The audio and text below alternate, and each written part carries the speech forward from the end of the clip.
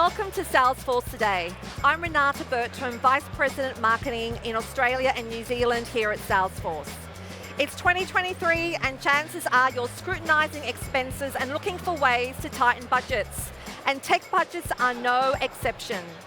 Joining me today are Toby Skovron, CEO CreativeCubes.co, and Bill Patterson, Executive Vice President and General Manager CRM Applications here at Salesforce, to talk about some strategies businesses can employ to spend smartly on tech during times of economic uncertainty. We're going to answer questions like, how can businesses maximize return on their technology investment, minimize risk of disruption, and consolidate their tech stack, all while continuing to deliver success for their customers? Thank you both for joining me. Thank you. Thank you for having us. We've all heard about economic headwinds in recent months. Bill, what is the value of smart spending as opposed to pausing investments when navigating these challenges? You know, I think as we look about sort of the macroeconomic headwinds and challenges that are facing many businesses around the world, one of the first responses that people tend to do is just slash their budgets. And what we know is it's not so much about slashing budgets, it's just about savvier spending that really keeps the businesses going, thriving in this time. We also know that this is the time where businesses need to retool, to re-energize themselves and prepare for that next growth wave of opportunity. So fundamentally thinking about sort of how the business operates, where are the places where we can spend more intelligently, really allows us to make a big impact. And at Salesforce, what we're really helping our customers with is really helping with making it simple again, making it easier to get access to our technology that can have a big impact on their businesses. Any business leader would know that when we talk about investments, we also need to talk about the return on these investments. Toby, how does CreativeCubes.co measure the benefit of their tech investments? Well, for us, really, it comes back to putting our customer at the center of everything that we do. With the tools and the data and the knowledge that we have, that we garner from the Salesforce platform, we're able to get closer to our customer. And it's no secret that with that information, we have been scoring really, really high on NPSs.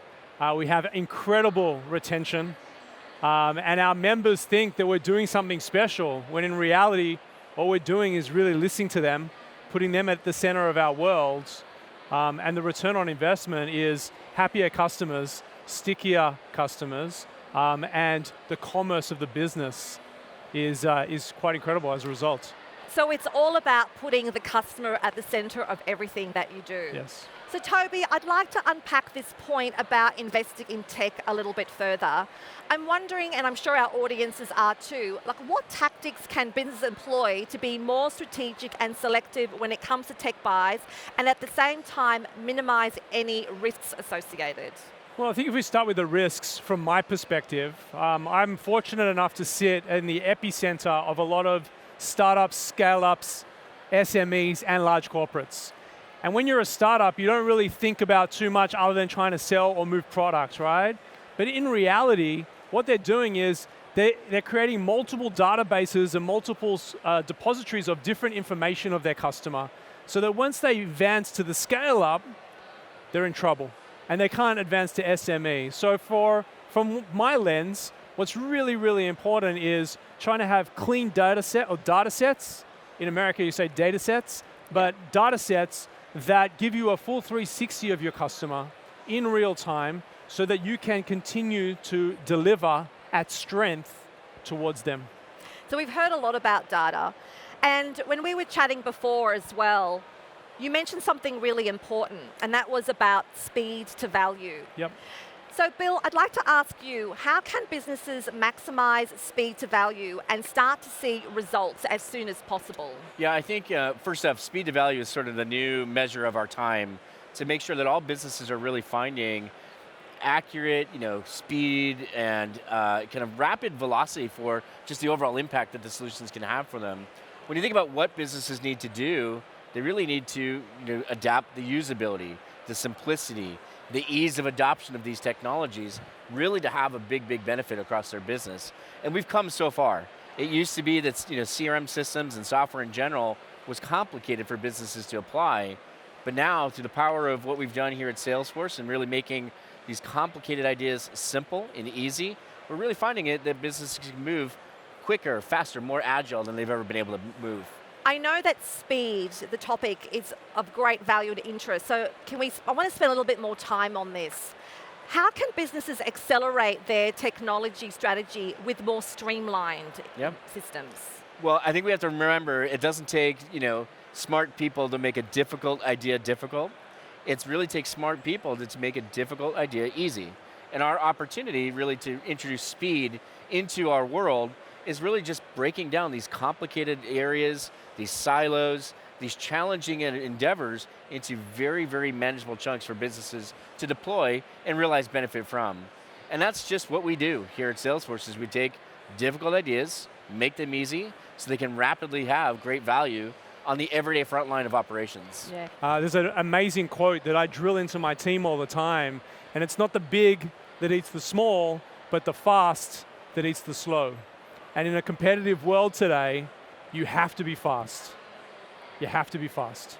The big, the small, to be fast and slow. It's not the big, Not the big. that eats the small. Okay, it's not the but big that the eats the fast that eats the slow. small. Okay. And again, you think about the complexity that businesses find themselves with. The average enterprise today has over 976 applications that they use across their business. That's just too much. Yeah. You will never go fast if you have that much, kind of to deal with. And so again, part of this is simplifying, streamlining, and just making it easy again. 976 applications? Yes. Wow, that's a big number. And you spoke, Toby, briefly, did you not, about tech stacks? So I'm wondering how CreativeCubes.co are adopting a platform mindset to ensure that you have a single view of your customer. Well, that's exactly it. It's one single truth or source of truth. Whether we actually have multiple divisions at Creative Cube, so we have our office business, we have our events business, we have a wellness arm, we even have a cafe, and we do meeting rooms. And different teams will touch customers in different departments, yet the source of truth is one. And so you can book a meeting room with us, you can take a event space from us, you can have a cup of coffee. It's all captured, centralized, and that gives us real power when we're going to serve our community. There's not bits of information all over the place that we're trying to band-aid together. It's all netted back to one single source. And how many customers do you have, remind me? Yeah, so somewhere between 4,000 and 5,000 people visit our properties every single day. And I have a team of 40. So, we're able to serve large volumes of people off incredible software. One single integrated platform serving 4,000 to 5,000 customers, and each one of them has a single view of the customer. Correct. That's amazing.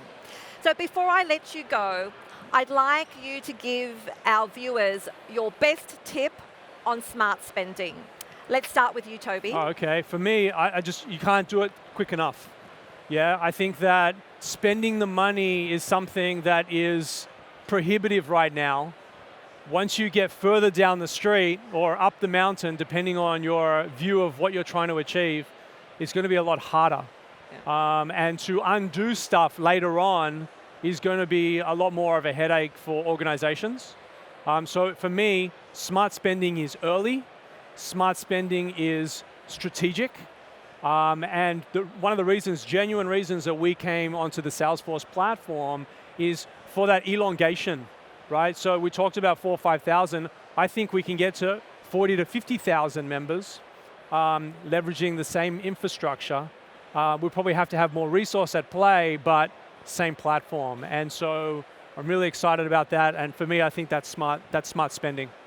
And speed has come back up again. How about for you, Bill? What's your top tip? I think it's always about listening to your customers.